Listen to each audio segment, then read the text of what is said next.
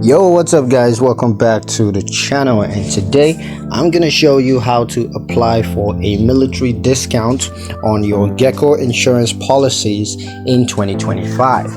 All right, it's gonna be a quick video. We're not gonna waste much time on this topic at all.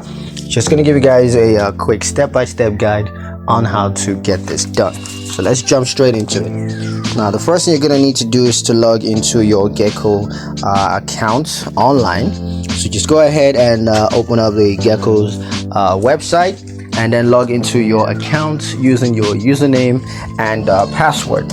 And once you're logged into your account, you're just gonna click on policy details. And once that's selected, you're gonna select the policy that you want to apply the discount to.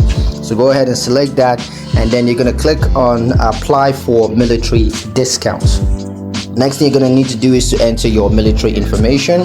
So go ahead and enter your military information, including of course your branch of service as well as your rank. Next thing you're going to do is to review and confirm the discounts, just to make sure that everything is accurate. And if it is, just go ahead and save the changes to your policy, and Geico is going to take care of the rest. So yeah, that's pretty much it on how to apply for a military discount on your Geico insurance policies.